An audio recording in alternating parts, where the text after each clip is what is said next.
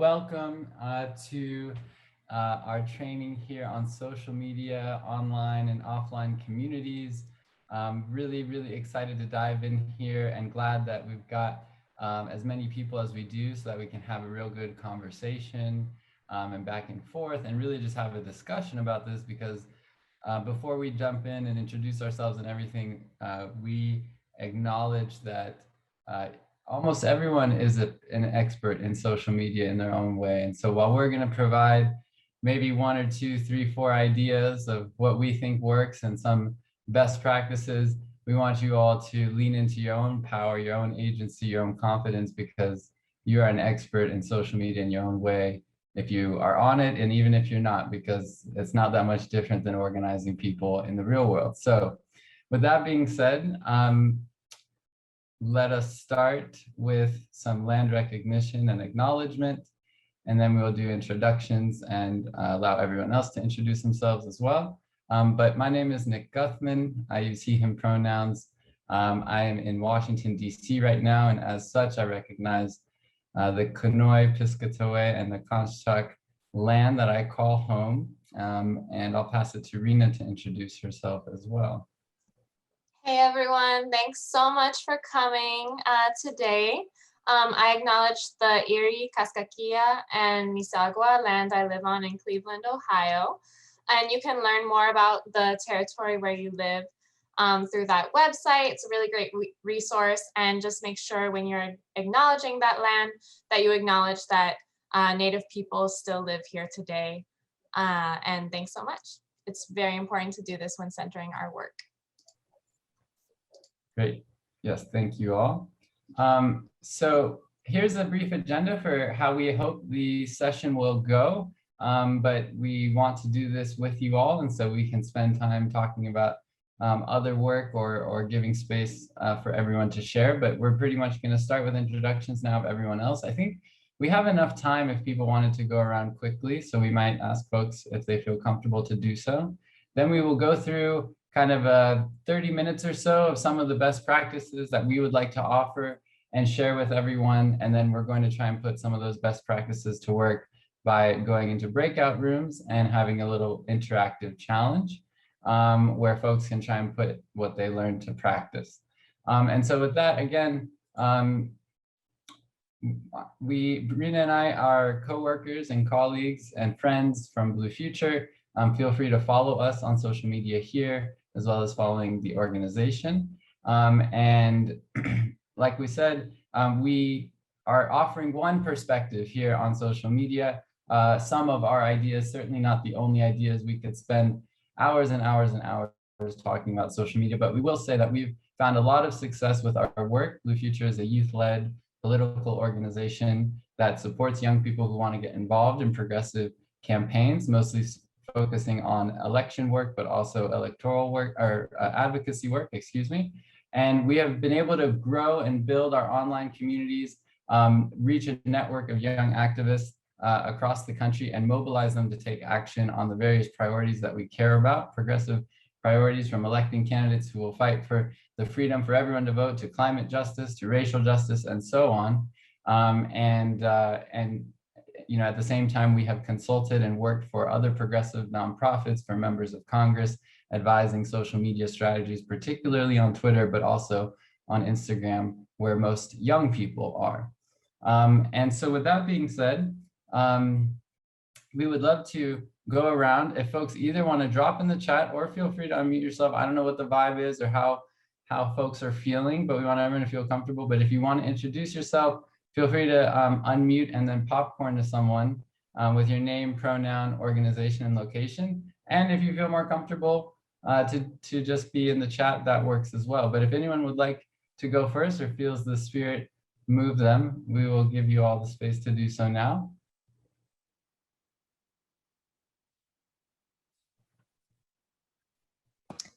I can go. Yeah. I'm Reb.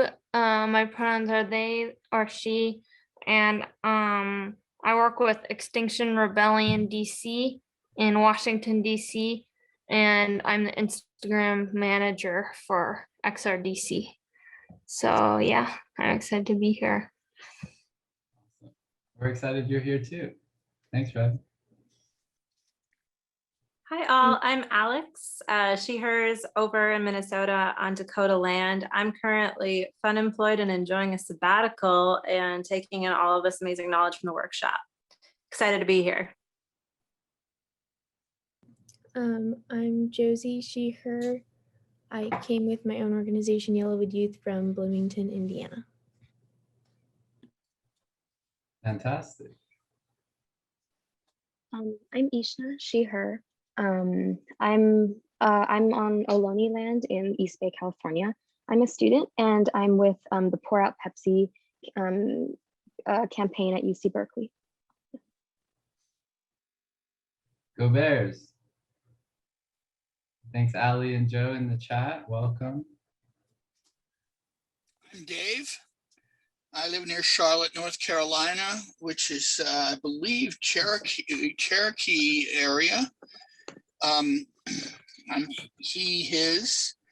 I'm a climate crisis activist who calls for filling the jails. We need so many people in jail that people with real power have friends and relatives in jail. Dave, welcome. And welcome, Latifa. Hi everyone, I am Annie. I use she, her pronouns, and I work for the city of St. Louis Park, which is a suburb of Minneapolis, Minnesota on Dakota land. Yeah, I think that's it for me. Thank you, Annie. We certainly celebrate the accountability that was had yesterday and know that it is not justice and we have so much work to do. Hi everyone, my name is Christian. I'm Native Indigenous from the island of Guam. I'm Chamorro. And I work for a local nonprofit called Micronesia Climate Alliance. I'll drop it in the chat if anyone wants to give it a follow, but really happy to be here.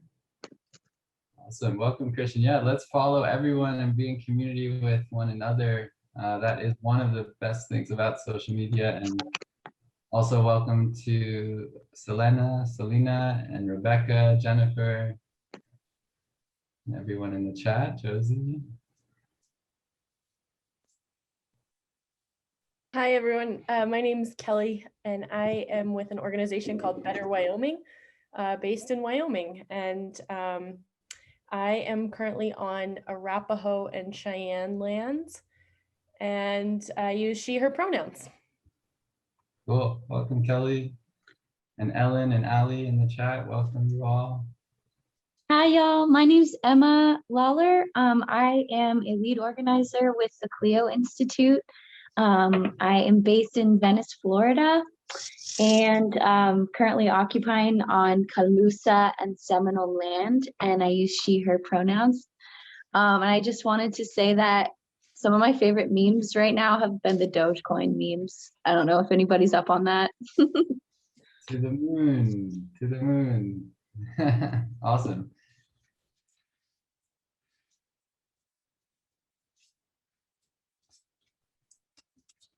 Last call. Anyone else want to either drop memes or links to their socials in the chat? That's probably one of the most beneficial uses of our time right now, so we can be in community online.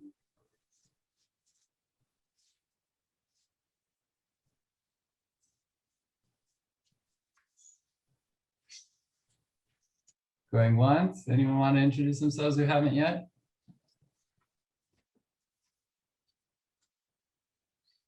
Twice. Cool. Okay, anyone want to share any really good meme? I'll start. There's a parakeet on TikTok that all the parakeet can say is bacon, bacon, bacon, bacon, bacon, bacon, pancake. So I'll try and find it and drop it in the chat, but it's giving me a lot of joy in this time. And I think that's one of the other powers of social media is you just get to see how others are living and what's going on. And so we'll talk about political and social justice, social media purposes, but I think there's also a lot of value to other things. So if anyone else feels the spirit moving them to chime in with a meme or TikTok or anything, feel free.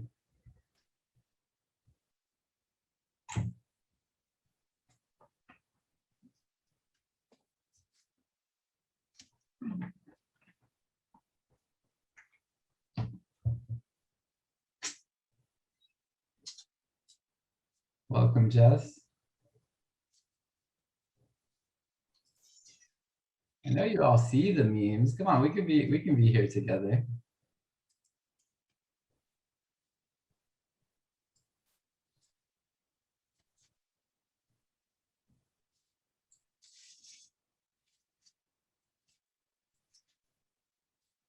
Awesome. There's a PowerShift meme Slack channel. We love to hear it. Everyone should join.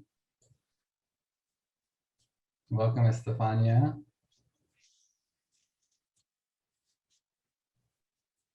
All right.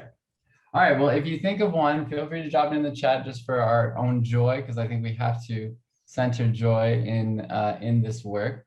And we will keep going. So we're going to dive into some of the best practices that we're going to offer. But before we do, we'd love if folks could drop in the chat, what do you think is, what are some of the best practices that you've seen? Whether it's around accessibility, what does engaging content look like to you? I know these are sort of bigger questions that we're going to dive in, but is there any particular best practices that you might offer to the group before we share?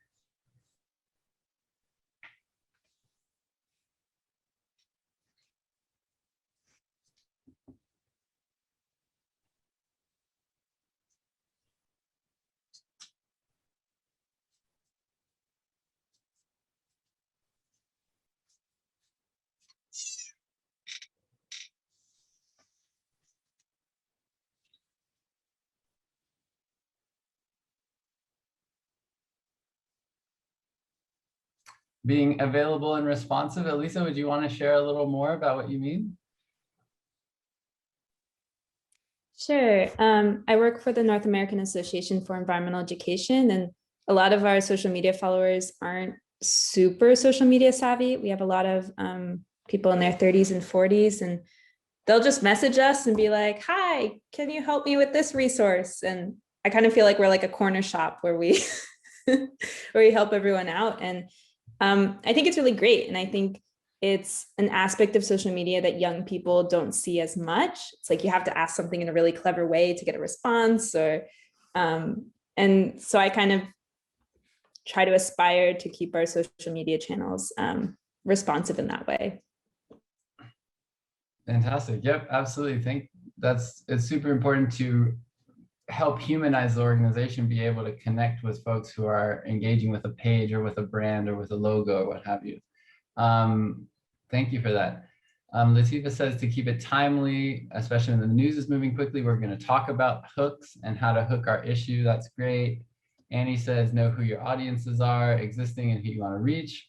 Awesome. We're going to talk about that as well.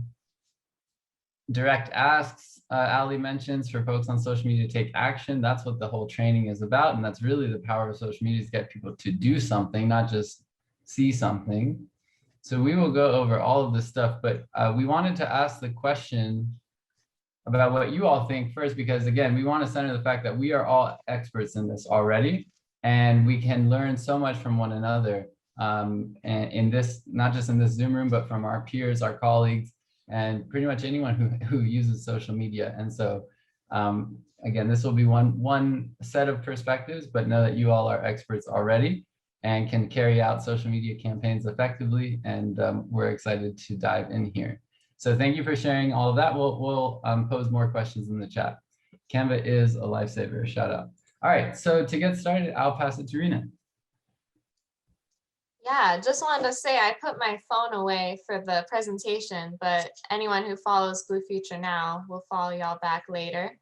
And yeah, so starting with leveraging social media to build community, which is what we're already doing so far, and what people have brought up already. I definitely believe in engaging with your followers. Think it's social media, so be social, connecting with audiences.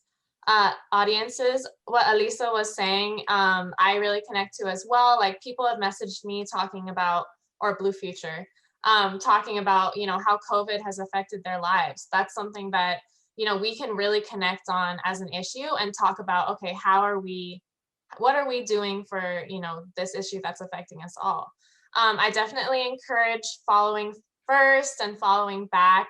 That's something that is discouraged in the social media community. But I think it's really important, and you never know what that connection will lead to in terms of other connections going forward. As we said, replying to comments, engaging with people, offer to uplift content from your network. There was some students who reached out to us about their campaign to stop Alabama from building a new prison in their state during COVID. That was something that we were able to connect on, share and amplify their message, and have that connection going forward to uplift both of our content on both of our sites. Also engaging network for Zoom and in-person events, trainings, phone banks, etc. This humanizes your brand, your organization, and it also connects with your community to take action. And this is highlighted because it's one of the most important things we can do to create that bridge from social media to digital organizing. And one example is last week, we had a abolition teach-in where we invited our community to learn more about abolition. This was an opportunity where we gathered together beyond social media and really saw each other in this type of environment and connected on these important issues that affect all of our lives and how we can gather that momentum for action. And further, equipping people with content that they can share to their audience. And an example that we have that Blue Future does really well is we have organizer spotlights and blog posts. And as you can see here, these are some of our organizers, and we create these posts that they can then share with their network to broaden our network as well. And we also want to show a video of another type of thing you might do with your base of folks to give them content that they would want to post on their own pages, therefore humanizing the brand, which I think is really important in social change organizing work, but also allows us to reach that next audience, reach beyond our core base and tap into their network. So can you all see this YouTube video? Yep. All right, so hopefully the sound will work. As for my immigrant family, my friends, my Latinx community, and for those who unfortunately can't use their voices. I organize because I know that despite not being old enough to vote, I can still make a difference on this election. I organize because I can't just sit back and do nothing while the future of our country is being decided. This is the most important election of our lives. It's time we step up. I organize because now more than ever, we are in the fight for the soul of our nation, and the problems that matter most to our generation simply cannot wait any longer. I organize because I'm passionate about strengthening the communities I'm a part of as we work towards a brighter future. I organize because organizing is a tool that allows me to connect with my community and like-minded people to create a future that we all can prosper in and that we all would like to see and will see.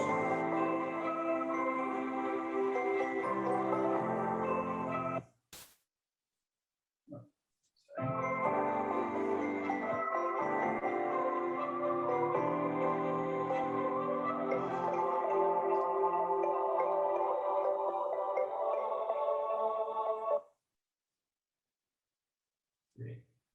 Okay. So, that was just another example of something that, doesn't take a whole lot of time, but is a really powerful tool for growing your engagement within a particular, community, page, school. You could do it as a challenge and have people make videos and just really equipping folks with something that they would be proud to post. And so you can think of your own social media habits, right? And what do you share? What do you reshare? Is it tweets from influencers? Is it videos that are really artistic and look really nice? And think through your own habits to help influence how you might engage for your organization. But we've had such success, especially with these blog posts, as you can see here from Kevin, as well as the little spotlights of the organizers where we tag everyone and they then repost it to their friends.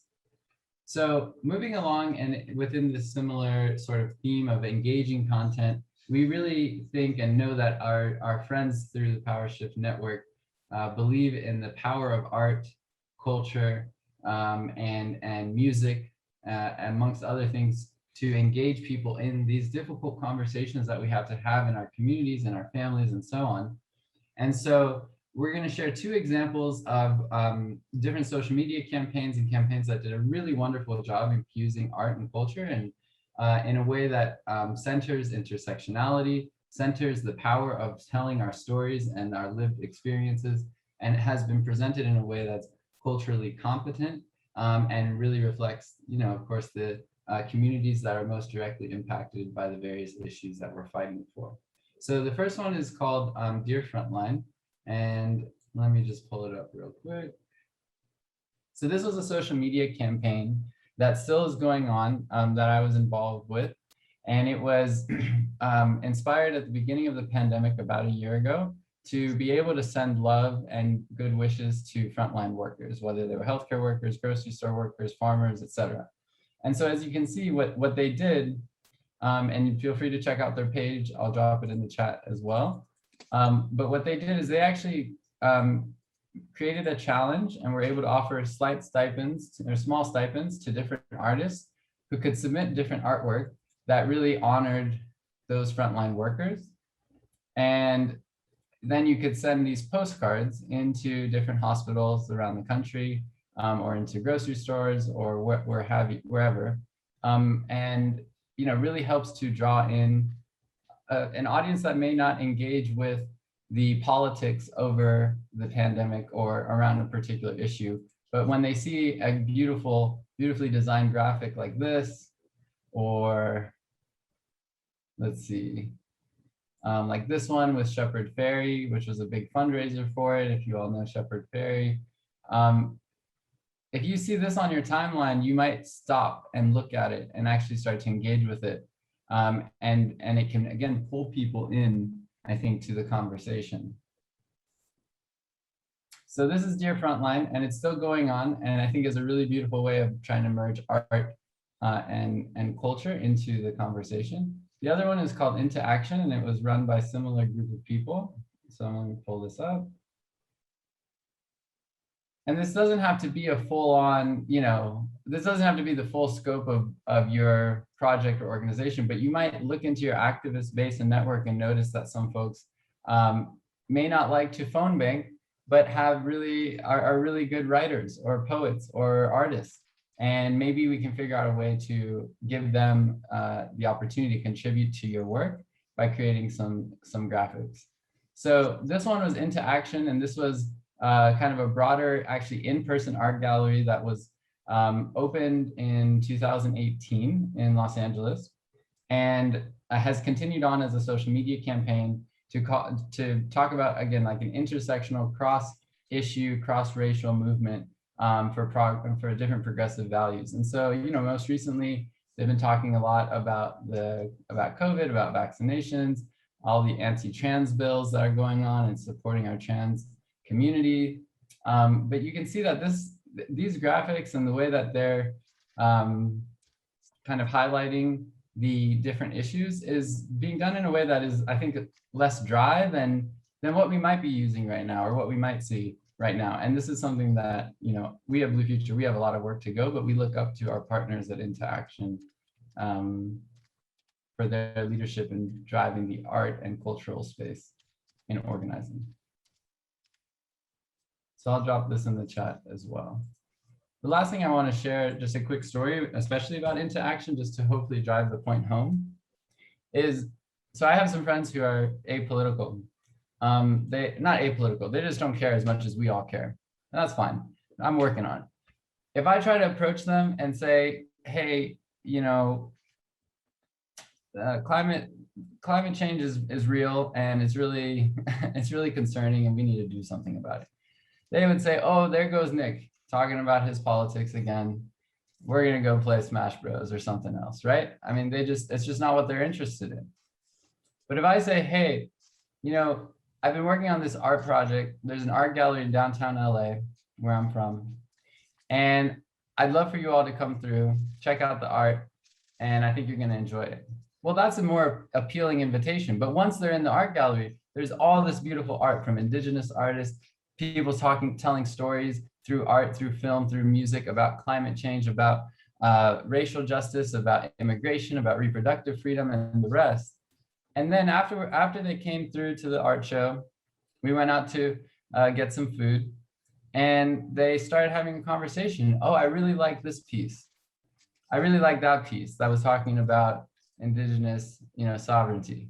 And it opened the door for a conversation to start getting people to think about their role in the community, their role in social justice, their role in organizing. And so I'm just offering that to say that we can have that same impact on social media if we try and root our work and our content, our language, our engagement in art, in culture, in song, and so on. So it's easier said than done, perhaps, but I think it's an area where we can improve on and where we should be moving if we want to reach the the large amount of people we need to really move on the issues that we care about. So here are some examples from those pages. And I'll pass it back to Rena now. Yeah, and just to touch on that last slide briefly, the I Organize video is also a great example of the storytelling in organizing. And I'm sure that we all have a personal connection to the issues that we feel so strongly about. And that's really something that can drive a message home and really encourage that when talking about these issues. So next we're talking about creating engaging content and creating pathways to a larger content creation. So as I'm sure everyone knows who's in school, the hook is a huge important part. Just imagine when you're scrolling in the timeline, what makes you stop and want to look at something? So that's something that we have done here. And as you can see, we spaced out the tweet, which is super important when catching someone's eye. But World Health Day was trending. So that's something that we connected to an issue that we feel strongly about, which is Medicare for all, and connecting it to the current COVID crisis and how it's affecting marginalized communities. That way, when people are seeing World Health Day trending, they're seeing these other issues being brought up so that we can truly have a equitable health for all of us.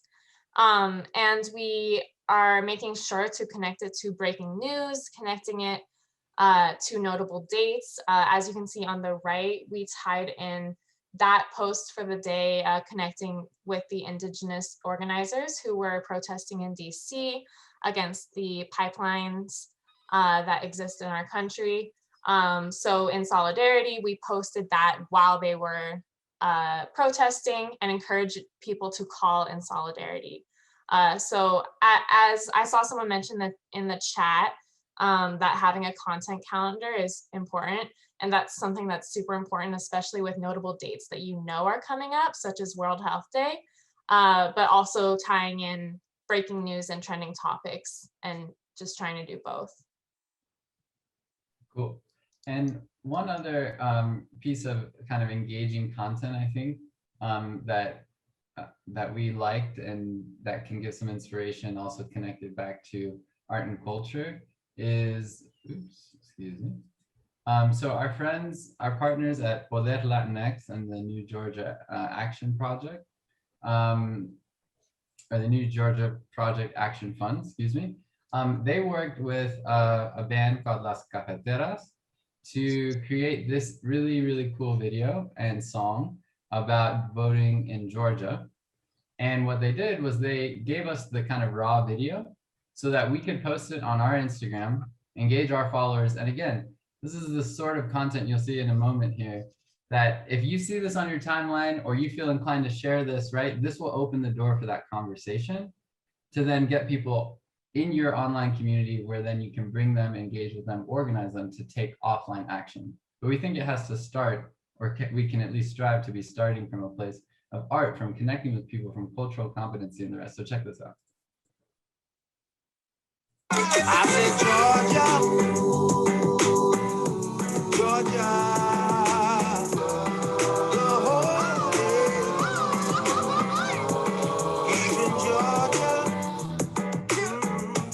Georgia's on my mind.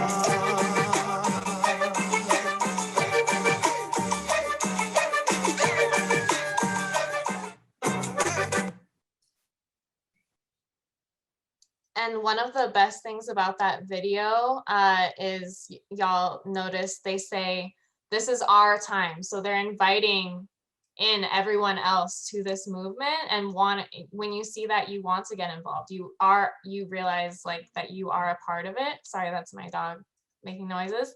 Yeah, so that was something that really uplifted people when they saw it on their timeline.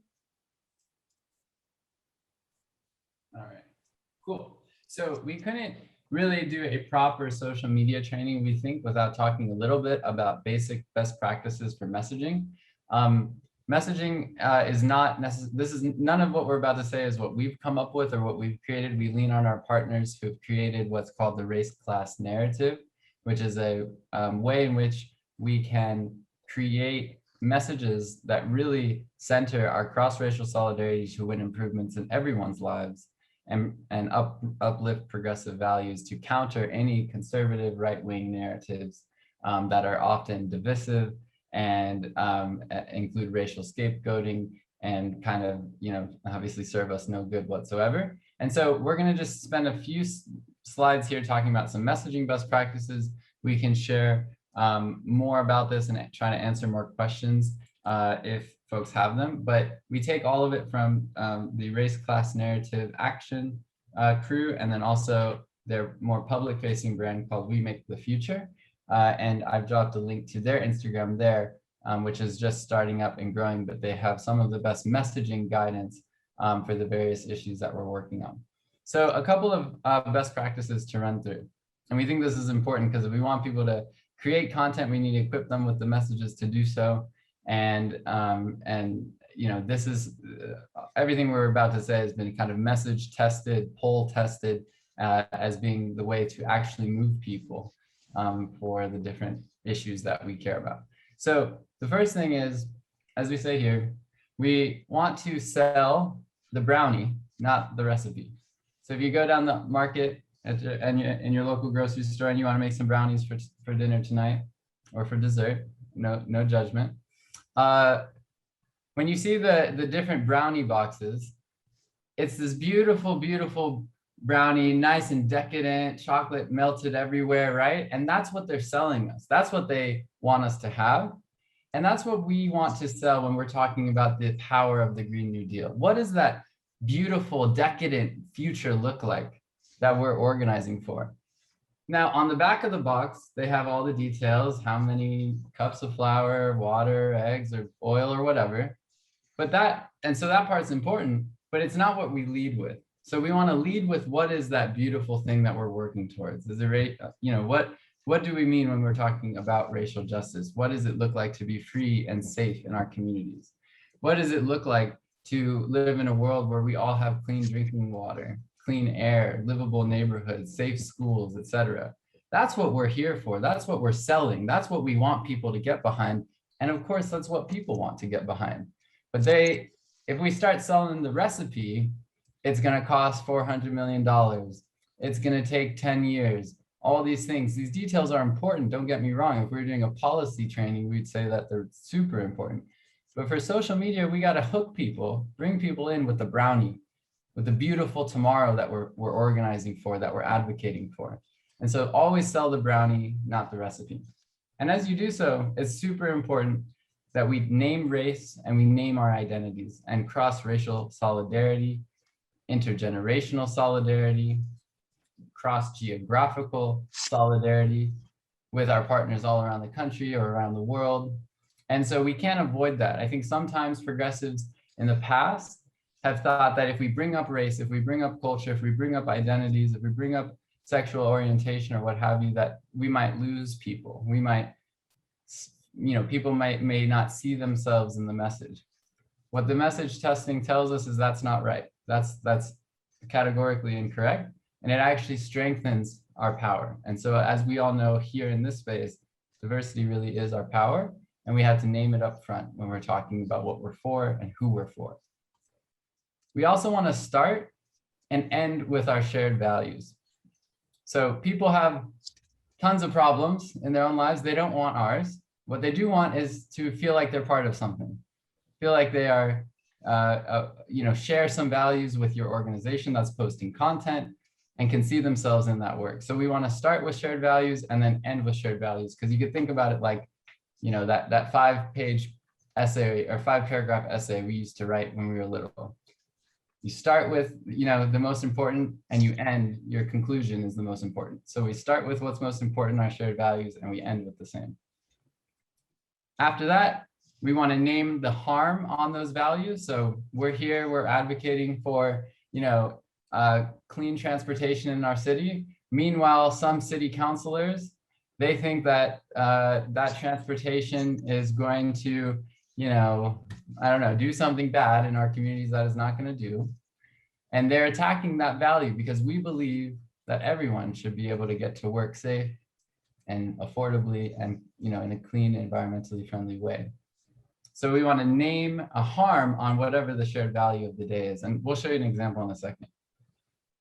After starting with the shared value, naming the harm, then we got to invite people to take action. As Rena was saying, this is our time. We can do this. Give people a sense of hope, not a sense of gloom, right?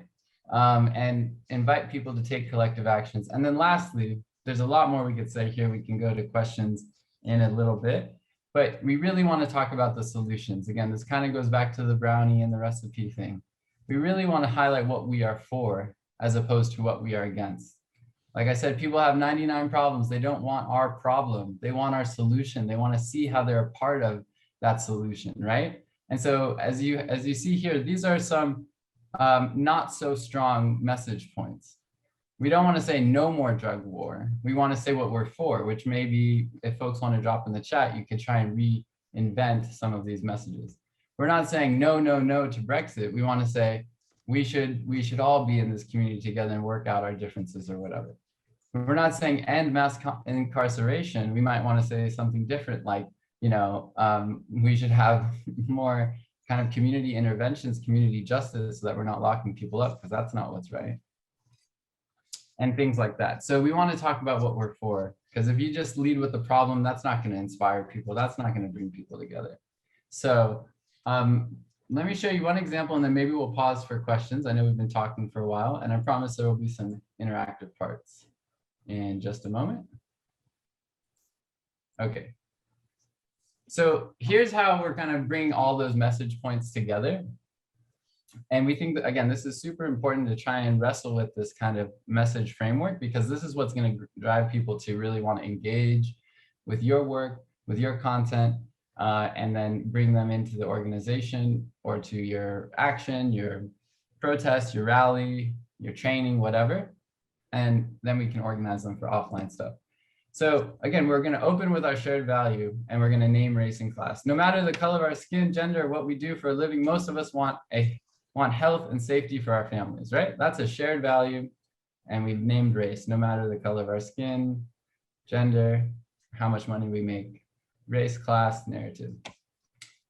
Now we're going to talk about kind of the attack on those values, racial scapegoating, as I was mentioning, and who the villain is, right? A handful of politicians in the top 1%, they've gotten us into this mess and are now trying to divide America by scapegoating Asian Americans and immigrants while putting the burden and blame on Black Americans and those struggling to make ends meet. They defund our schools, sell us our health, and take safety nets of survival in order to hand kickbacks to their wealthy buddies. So this is an attack on what we value. We value up here, most of us agree on this first paragraph, and now it's being attacked. So what are we going to do? We're going to emphasize unity, collective action to solve this challenge. It's time we come together, cross race and region, demanding that every one of us have the wellness and resources we need to thrive, just like we won safe workplaces and civil rights in our past. So it also helps to try and give people that sense of hope that this is possible, that we've won before and we will win again. And then lastly, we come back to our shared values and we connect it to what we're for, right? By joining together, we have the power in numbers to make sure we get a fair return on work and have the health and safety we deserve, which is, again, the same shared value as what we started with: health and safety for our families, health and safety that we deserve. So this is just an example, and this could be turned into a poem. It could be turned into graphics. It could be turned into a song. It could be turned into all sorts of purposes for social media. And you can kind of use this framework to plug and play whatever your particular issue is. So I know there's been kind of a lot. We have a couple other points we want to go over, but I'm going to stop sharing my screens and just, if folks want to come on video, and just so far, how are we feeling? Any questions? Anything we went over too quickly? Any ideas? How's everybody doing?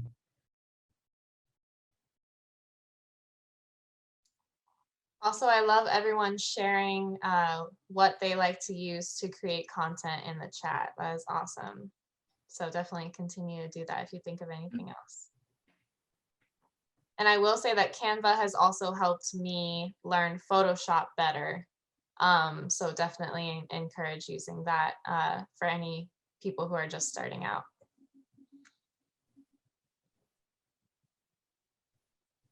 Yeah, content planning is very helpful. Thanks, Christian. Questions or thoughts?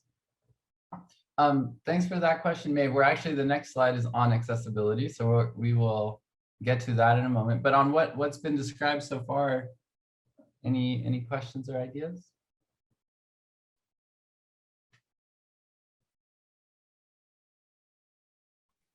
I have a question kind of on the topic of content planning. I use it a lot, but sometimes I realize it'll end up putting out content in a period of time when it's not the best. So for example, the Chauvin report came out yesterday and I had scheduled content to come out at a pretty similar time. And because I had planned it in advance, I didn't really think anything of it, but I realized like it takes out a part of the mindfulness when you put content out by doing the content planner.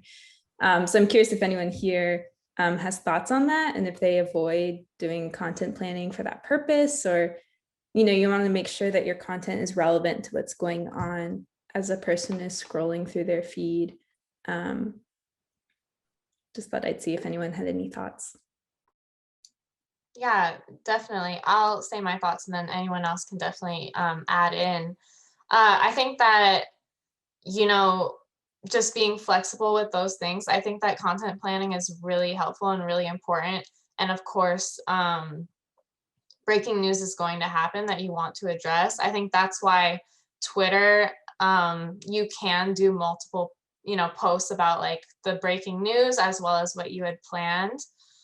For Instagram, I'm sure y'all know that's more of a one post per day is the optimum.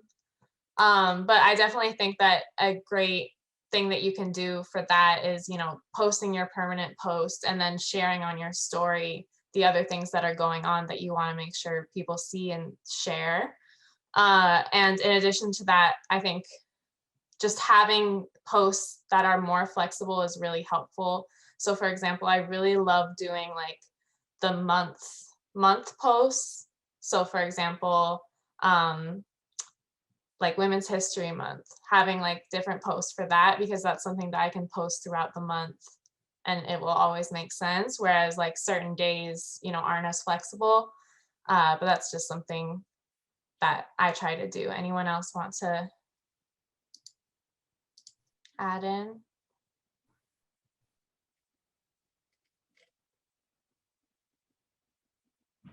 Cool. So Josie, yeah, thank you for your question.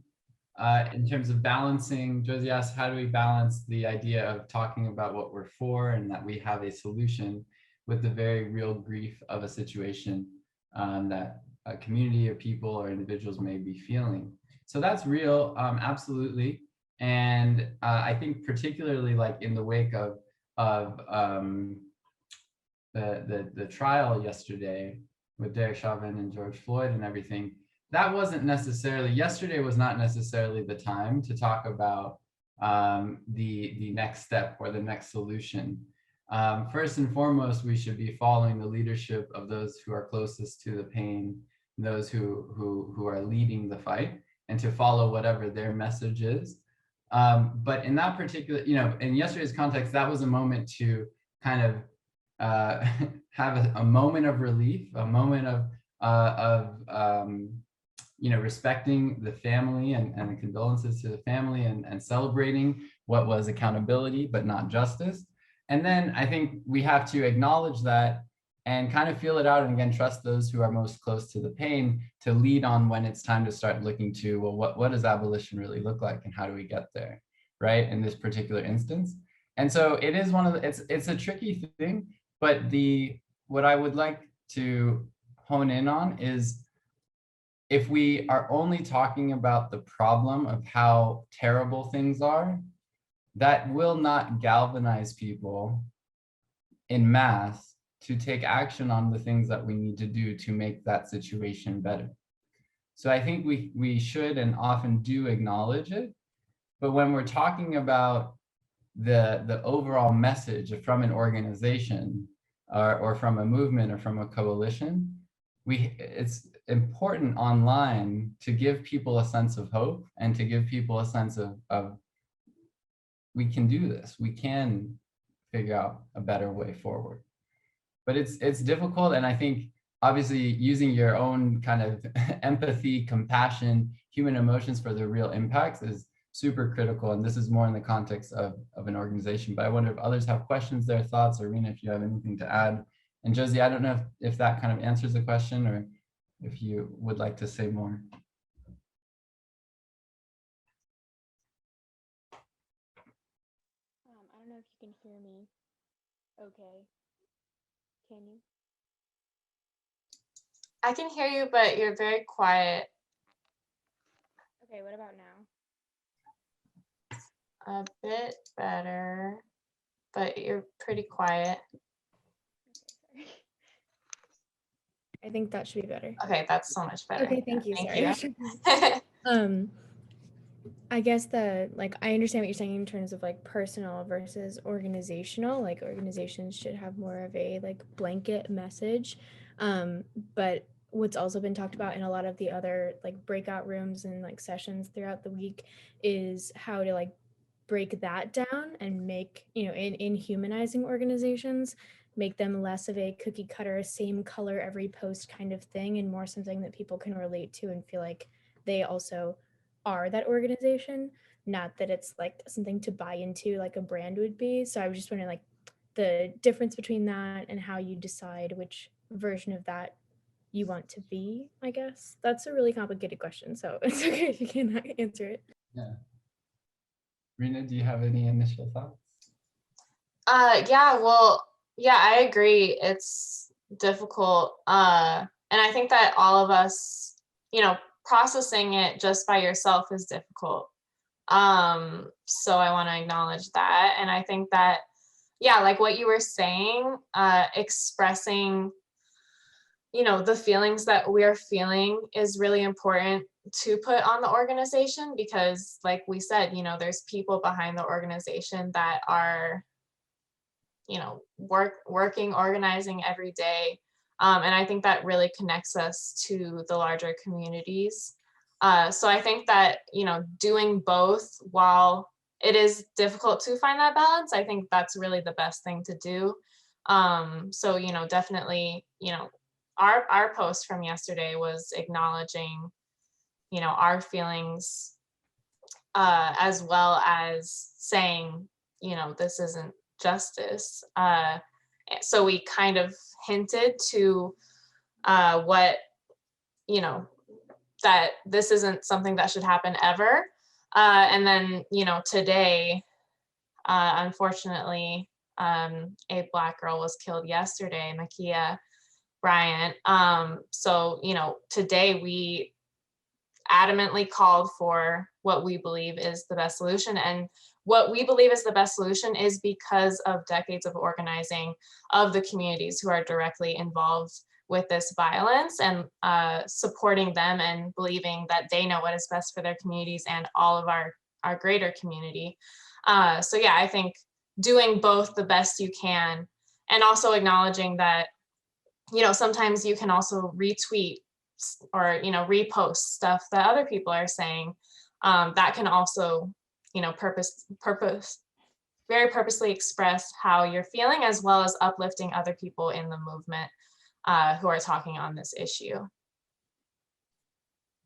So I want to continue just for time's sake, but to, yeah, Josie, it's a really challenging question, but I just want to go back to this slide about some of the sort of content that we do create that enable us to humanize the organization while holding a message, right? And so, like, for example, this was a blog. We you know, folks who write for our blog can write whatever they want for the most part, but we're able to share a message that might be solutions oriented or what we're for, but we'll post about it in this format, which is that check out our blog with more thoughts about this particular issue. And so this doesn't necessarily look cookie cutter or always posting the same thing, because the next day we could post something like this, right? That still gets our message across of what we're for, right? Like, thank you, essential workers, together we can do it, for the American Rescue Plan, freedom, all the messages you see here. But this is a little more flashy, a little more poppy, and it's gonna drive our message forward while giving off the sense that, like, we're for the culture, like we're here, and we're trying new things and new ways to engage people. So it's about finding a balance, but just because we want to talk about solutions doesn't mean we have to talk about it in one certain way. I think we get to be creative in that space. So Josie, if you want to talk more, or if others want to talk more about other things, we certainly can. But let's keep going with the rest of the training, and then we'll have a little challenge for everyone. So Rena, back to you. Yeah, so thank you for the questions, y'all. Definitely want to continue the conversation at the end. We should have a little time for that. But of course, we have to talk about accessibility. We want to make sure our content is accessible, and that, you know, the information that we're offering, the action items that we're pushing, everything that we talk about to be accessible. And that includes capitalizing every word in hashtags. So that's something that's really important that I personally just learned about pretty recently. And that's because people who use screen readers who are visually impaired, the hashtag will read better when every word is capitalized, rather than having everything in lowercase hashtag. It just gets all jumbled together. So that's something that after you learn why it's so important, you can make sure to make that conscious effort in the future. And on that note, we also want to use alt text. And alt text is where we describe visually what is in the graphic, including all the text that is in the graphic itself. And Instagram and Twitter and Facebook, they all have, when you go to advanced settings, when you post for Instagram, you can go to an accessibility option and add the alt text there. And Twitter, you can click on the image and add alt text there. And something that I do, which is really helpful, is I will type up the alt text either on a Google Doc, or I will word to text on my notes app on my iPhone. So that's something that's a lot easier than trying to type it on your phone. Capitalizing every word means capitalizing only the first letter of each word, to clarify. Thank you for asking for that clarification. So I'll give an example. Yeah, like blue future, we're going to capitalize the letter at the beginning of every word. So for example, if I was doing alt text for this image, I would say, on a rainbow gradient background, the text reads Blue Future Youth-Led Abolition Teach-In, April 14th, 6:30 to 7:30 p.m. East, link to register in bio, and just maybe describe our logo a bit. So that's something that we can do to include those who are visually impaired. Something also that's super important that I saw people mention earlier is using captions. Instagram just added a really easy way to add captions to your story, which is awesome. There's also some apps that you can download if you look up captions on the App Store that will add captions automatically. So, technology is making it even easier for us to do this. So we definitely want to make sure that we are accessible. And transcribing audio is also really important when there is something that can't be captioned. Maybe it's not your content. Although I have screen recorded content and then added captions later. So that's also an option. And I also wanted to plug Protest Access, which is a really great organization that actually will add video descriptions or captions or transcriptions to content when people request it on Twitter or Instagram. And yeah, happy to answer any more questions on that. And I'll send we love resources. I'll also send one in the chat. But yeah, super important. Cool. So the last kind of best practice, and then we're going to move into action in just a moment, is if we want our message to pop, we have to build a coalition and partnerships with other organizations or other activists and leaders around our issue. And we need to make it as easy as possible for people to take action. I saw some folks dropping this in the chat already when we asked for your best practices. Again, y'all are already experts. We're just here to hopefully reinforce some good ideas. So we want to make it really easy, not only to learn about your issue, but to take action on it. And so what does that look like? Well, we're going to show you some social media toolkits that are kind of the primary vehicle. I assume many people know about social media toolkits and some of the key components, but we'll show you some of our favorites from previous partners or days of action and so on that have made it super easy for us to plug in and how we want to model that for other organizations. Because think about it. You're in your organization, you're at your school, you're doing what you're doing. You have so many different things coming in your way. How do we make it as easy as possible for someone to post about a different issue that may be slightly out of their scope, right? And so there are some particulars that we'll get into, but ultimately we got to keep it simple. I think that was mentioned earlier as well. We want to be really purposeful in what we're asking people to do. So thinking about the timing, thinking about those hooks, those news hooks, when the legislation is dropping, when there's a 50th anniversary or 10-year anniversary or whatever. And so we want to be purposeful and intentional of when we're asking partners or others to share our message. And as we know, about 90% of our work as organizers, whether online organizers or in-person organizers, 90% of that work is in the follow-up. 90% of that work is in the reminders. And so we have to remind people 2 weeks out, 1 week out, every day leading up to it for those last 4 days. 12 noon next Wednesday is the tweet storm. Post 4 tweets at this time. And it may take doing direct outreach. So if you really want, Planned Parenthood to post about this particular issue and you have a connection there, you might need to email, text, call, remind them directly and ask them if they will be able to post about this particular issue on that day. And so sending those reminders is super critical because, again, we've got so many things going on. How do we get people to remember and get focused on what we want them to say? Reminder, reminder, reminder, follow up, follow up, follow up. And then lastly, the point here on educating ourselves on those other issues that your partners are working on, that your activists are engaged in locally or wherever they may be. That's super important because one, we can share resources with those organizations that will help to strengthen our partnerships. So if we're able to learn at Blue Future what's really important to some of our organizers in Illinois, for example, we're able to share articles, resources, ideas with them. When it's time that we need to ask them to share something for us, a new application for a grant, a new announcement of a new partnership we have, or a campaign that we're working for, they're going to be much more likely to engage with us if we're engaging with them. And so it's always about being a good friend, educating yourself on those other issues, and that will give you those hooks to say to Planned Parenthood, I think you all should post about this because it's really important to your issue as it is to ours.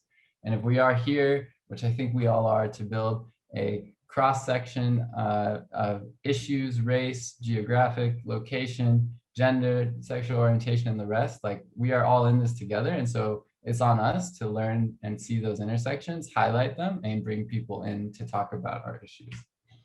So let's go through just some of the basics here. I'll pass it to Rena on social media toolkits, what should be included, and then we'll share a few examples.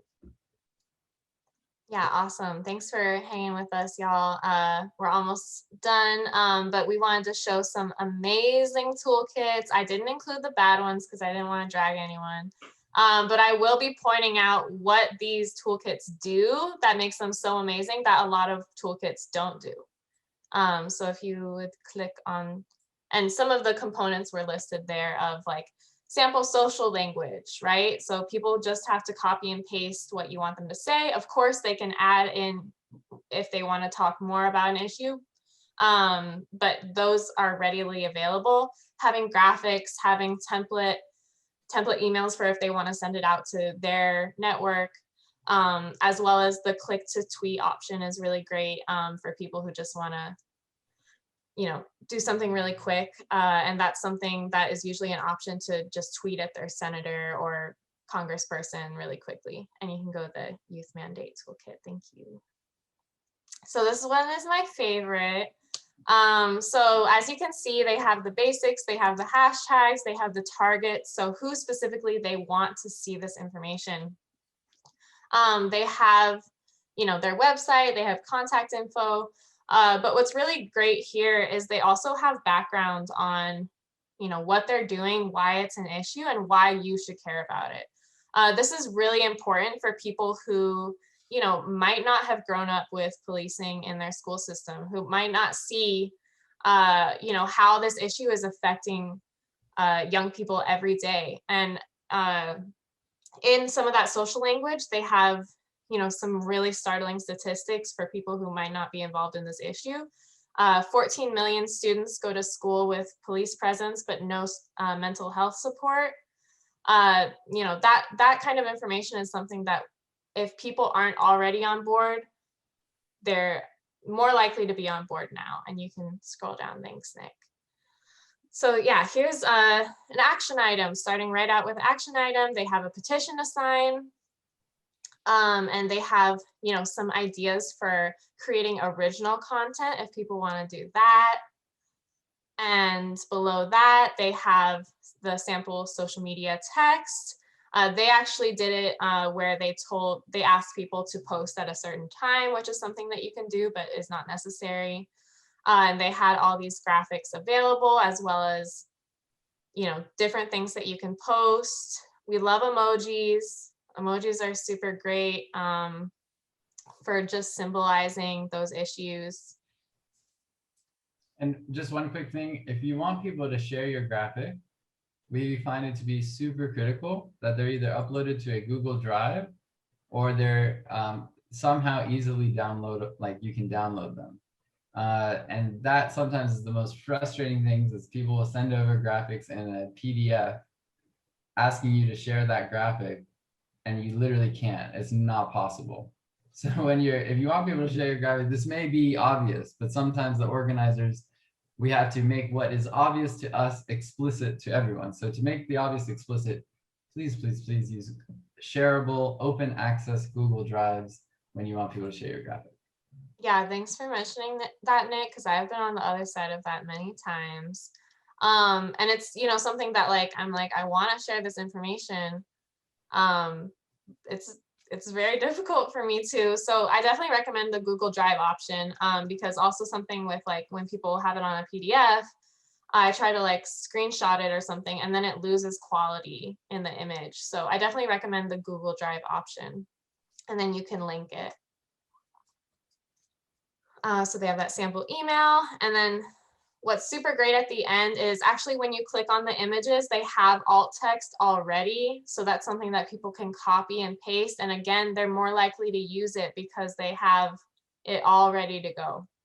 And what's really great about this toolkit as well is they have information about why you should use alt text. So not only do they have that alt text included, which very few toolkits do. So that means normally, you know, I'm writing the alt text myself. So I definitely recommend people doing that for their toolkits. And then also what's really great is including information about why alt text is important for people who don't know. So yeah, wonderful toolkit. Definitely check out Youth Mandate. And yeah.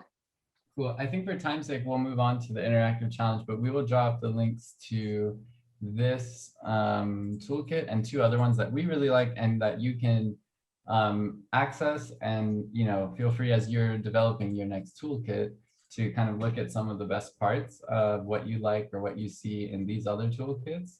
as really good templates. You could literally copy the document and start putting your own links and stuff into it. So yeah, and just quickly, they have their social medias in that toolkit, so recommend that you follow. And it goes back to educating yourself on issues, why that's so important. Because, you know, the way you, if you're educated on an issue, that affects how you're going to talk about the issue. So yeah, just really important to educate yourself on the issue and make sure to do that when you're talking about it. And now we're gonna start the challenge. Linda, do you want to describe it? And we'll do Yeah. this in breakout rooms. Your favorite progressive bill is going to drop in your favorite legislative body in 1 month. You're tasked with putting together an outline of a social media strategy to celebrate this momentous day. What are 3 to 5 tactics you will focus on? Incorporate strategies listed from the slides before and your own connection to the issue in the next 10 minutes. Cool. So we're going to open up some breakout rooms with about 2 or 3 people, and feel free to just chat with one another. If everyone needs bathroom breaks in breakout rooms, that's fine. They'll be open for 10 minutes and then we'll come back for the final 10 minutes and wrap up. But feel free to connect with each other and then start to think through maybe some questions you have, but also like what are some of the key things coming out of this training that you're going to incorporate. So with that, here come the breakout rooms. Nick, do you want to be put in a breakout room? Yeah, I can go jump in one. I'll go in. It looks like I'm gonna put, sorry, let me. Room 4 maybe. Yeah, I just popped David in there, so there's 2 people.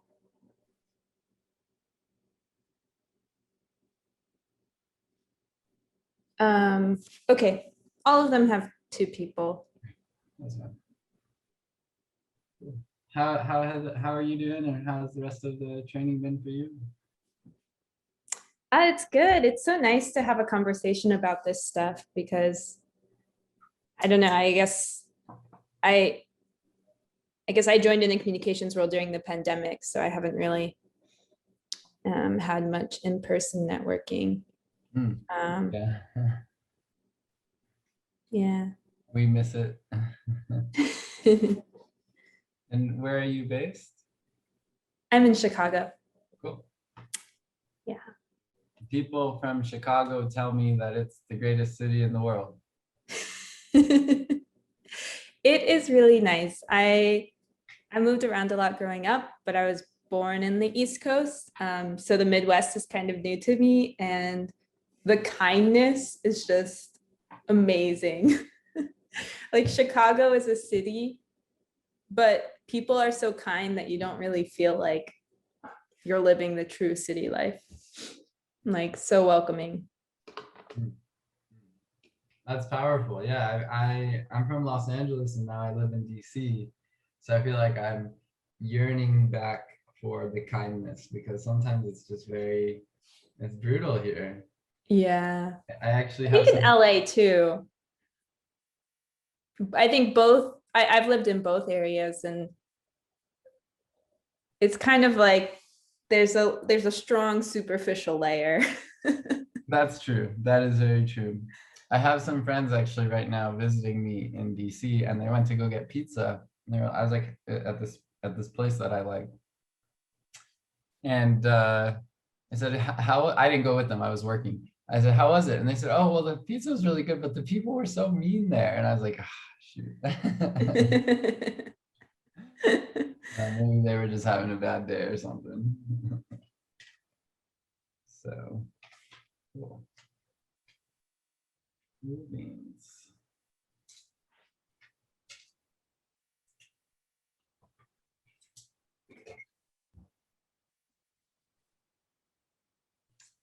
At the same time, while I miss the social interactions, I do feel like there's been like new opportunities for training and connecting with people online in a way that wasn't really there before.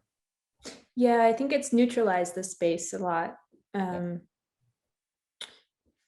saw on Twitter the other day, someone wrote like, I had my first like in-person big thing and like not a conference, but some kind of professional event. And it was the first time in a while for them where they felt like the bigotry or like this kind of oh, you're not like important enough for me, or and I think the online space changes that. Like I've been on various Zoom calls, and you can end up in a breakout room with like someone really like in a top tier position, and but we're all just in our living rooms or right. Well, yeah, no, that's such a good point. Or like, so for Blue Future, like the organization Rena and I work with and are representing here, we have been hosting weekly trainings with about 100 youth organizers almost every week during the pandemic, like since last June until yesterday. It's been super challenging, fun, lots of opportunities and so on. And one of the things that has happened, and welcome back, Ellen. Are you good? Did you have a question or something? We're just hanging out. You're welcome to hang out in here. Oh yeah. The person that I was in the breakout with room messaged me and told me they were having connectivity issues, so we actually weren't able to talk. So I was wondering if I could be popped into a different room.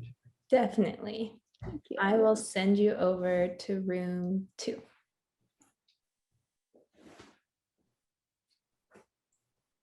Okay. Cool. So we've been able to invite several members of Congress to join the Zoom calls with us. Whereas in the past, we didn't really do in-person trainings. We still had virtual trainings because we support youth organizers who are all over the place. But I don't think the members of Congress, like it would have been a strange thing to ask members of Congress to like come on to a virtual training because they're used to people coming to them. Yeah, that, or like if it was an option to go to an in-person training, that's where they would have gone and been like the headline speaker, you know? So it'd be like, why would I go to a virtual thing, you know? Yeah, definitely. Hey, I'm glad you're able to connect. Oh, maybe not. Oh. Almost. But anyways, that's been a nice innovation, I think. Definitely. And like, people we never knew, like people we would never have invited if we couldn't, you know? Yeah. And I think the question is like, how do we maintain the benefits that we've observed? And like, I've seen so many commentaries from people who, you know, moms who prefer to work from home, or people who prefer to attend an event by Zoom, where there are closed captions versus an in-person event where there might not be something available. And yeah, just thinking about how we can maintain the advantages. Right. Yeah, and like I think it will forever kind of be a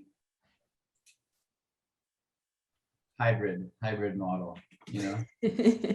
Yeah. Yeah, you're probably right. Hopefully.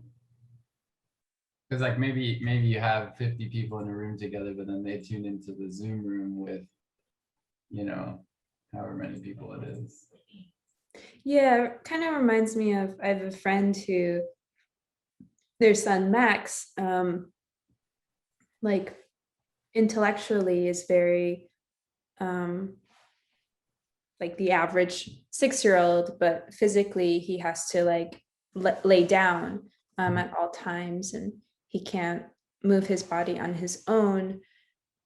And so he attends preschool through kind of like or kindergarten through like a monitor that he's able to move around, and everyone interacts with him. And in a sense, that is kind of like, yeah, like we're moving towards an environment where people can attend in that way, like whether you're in that space or not in that space. Well, that's nice that they're able to innovate like that. Yeah. Still be a part of it. Just adding one more slide that I forgot to add now that I look back at it. Yeah, I always like having this breakout time. Like if I'm leading an event, it's like calm down a little bit. Yeah. I often help host like these like teen game nights or youth game nights, and it's just too much adrenaline that I have these breakout things so I can just rest a little bit. Yeah. Well deserved. Well deserved. They only have like a minute left. Is that okay? Yep, that's fine. We'll just basically hear what everyone thinks and what they came up with, like questions, and then we'll be good.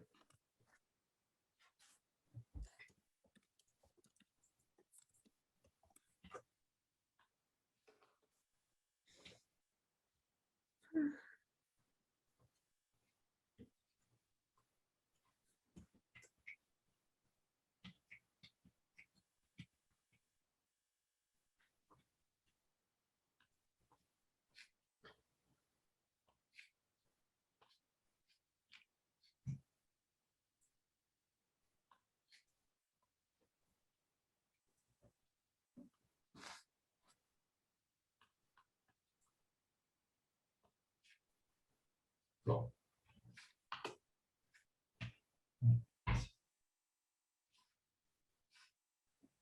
Cool. So welcome back, everybody. We lost some friends. The breakout room is intimidating, I think, for some. So thanks for sticking with us. Does anyone want to share what did you all discuss in the breakout rooms? We've only got about 10 minutes, so no pressure, no rush.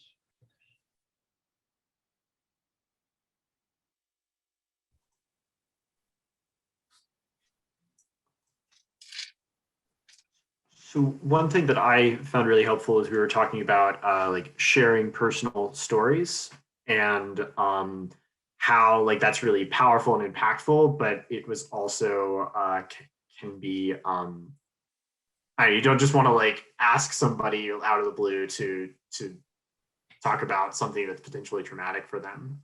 So we talked about things like giving people time to emotionally prepare to tell their story, and inviting them to do that. And then leading by example, so sharing a personal story yourself, and then also just trigger warnings. Awesome, super important. I mean, our stories, we can show all the statistics in the world, but our stories are what will move people. Thanks for sharing. Other thoughts? Maybe one or two more, and then we'll wrap up here.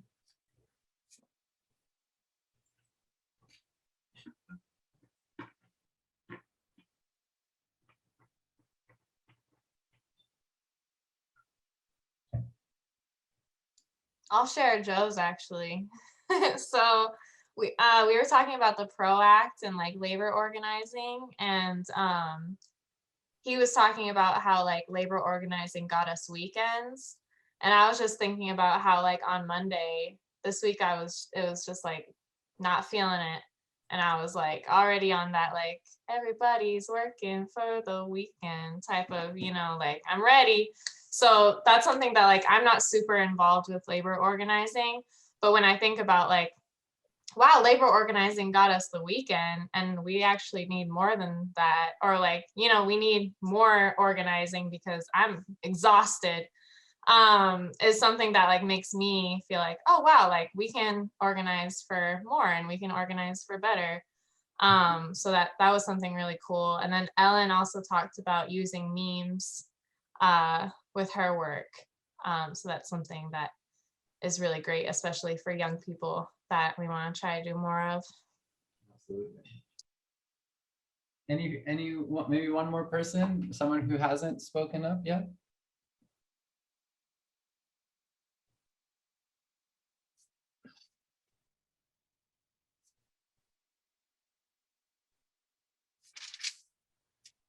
What was discussed in the breakout room? Email campaigns a little bit, and how we can like once we like lay the like groundwork for relationships and like allies and supporters. One thing that we can ask them to help us out with is with email campaigns and emailing the people in charge of the issue, just like showing like our own solidarity. If we can get as many people as possible to help us out with like a template, like you were saying, the social media toolkits have like a template written out for people that they can all email in to someone. At the same time. Yeah. Awesome. Absolutely. emailing, letter writing, calling, all of those things are crucial. All right, so let me just share our final slide, which is just a summary of all that we discussed. Of course, there's so much more to be discussed. Rena and I would be more than glad to connect with you one-on-one, either over social or we'll drop our emails in the chat. But just to summarize, some best practices, initial best practices. First and foremost, we want to leverage social media to build community and connect with one another. And you can think about organizing online the same way you think about organizing in person. Follow people first, reshare their content, ask for their stories, as Joe was mentioning, model the way, lead by example, and really focus on that community that will be there to support you. And it's great if we can root it in art and culture and determination to, build up on that interconnectedness across our movements, cross-racial, cross issue, cross geographic location, and so on, because that is how we really will move forward and win for the big, bright, bold future that we need. We want to create engaging content and pathways to crowdsource content, ideas around blog posts that people can then reshare on their own, around storytelling, around videos that you make open access so anyone can post them and share them. We wanted to do that with strong messaging, as we described, and messaging is a whole nother presentation and training that we could do. Can't do any of it if it's not accessible. Think about your captions, your alt text, your audience, etc. Make sure it's accessible. And how do we get our messages to pop? We want to build those coalitions. We want to partner with other organizations. We want to be good partners to them. We want to partner with activists in the community, Frontline, organizers who are really closest to what's going on and what we're advocating for, and drive action beyond social media. So as Ellen was saying, or excuse me, Eshna was saying, around emails, and pushing out really strong social media toolkits that make it easy for people to act. So with that, we thank you so much for joining us. We hope you'll follow us online, and I'll drop my email in the chat just so if anyone wants to follow up on anything, we are here for it. And unless there's anything else, we thank you for your time and hope the rest of the convergence is as awesome as you all are. So thank you.